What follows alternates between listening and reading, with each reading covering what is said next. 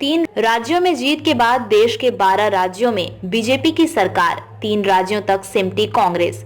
4 राज्यों के विधानसभा चुनाव में से 3 में स्पष्ट जीत की ओर बढ़ रही भारतीय जनता पार्टी भाजपा इन राज्यों मध्य प्रदेश, राजस्थान, छत्तीसगढ़ में सरकार बनाने की राह पर है।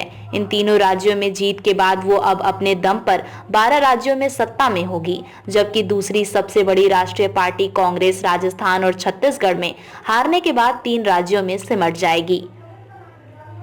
दिल्ली और पंजाब में अपनी सरकार के साथ आम आदमी पार्टी आप राष्ट्रीय दलों में तीसरे स्थान पर है।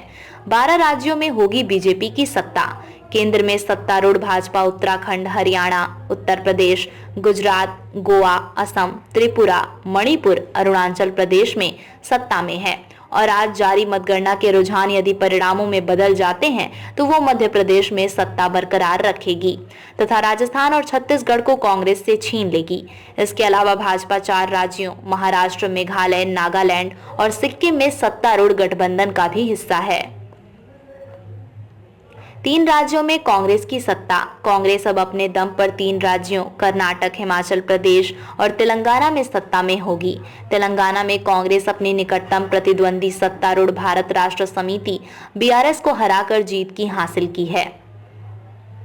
कांग्रेस बिहार और झारखंड में सत्तारूढ़ गठबंधन का भी हिस्सा है और तमिलनाडु में शासन करने वाली द्रविड़ मुनेत्र कषगम द्रमुक की सहयोगी है। हालांकि वो राज्य सरकार का हिस्सा नहीं है।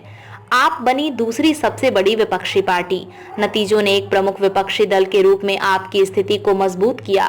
वो 2 राज्यों में सरकार के साथ दूसरी सबसे बड़ी विपक्षी पार्टी बन गई है क्योंकि कांग्रेस की हिस्सेदारी में गिरावट आई है।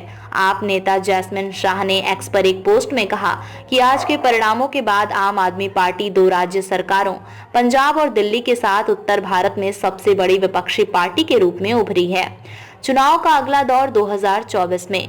वर्तमान में भारत में 6 राष्ट्रीय दल भाजपा, कांग्रेस, बहुजन समाज पार्टी बीएसपी, मार्क्सवादी कम्युनिस्ट पार्टी माकपा, नेशनल पीपुल्स पार्टी एनपीपी और आप हैं।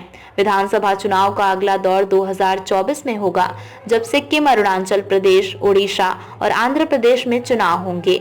जम्मू कश्मीर में विधानसभा चुनाव भी लंबित हैं, क्योंकि इस दौर में कई मौजूदा सांसदों ने विधानसभा चुनाव लड़ा है, इसलिए लोकसभा की उन सीट के खाली होने की उम्मीद है। हालांकि चूंकि आम चुनाव अगले साल होने हैं, इसलिए विधायक के रूप में चुने जाने पर सांसदों के सीट खाली करने पर भी कोई उपचुनाव नहीं होगा।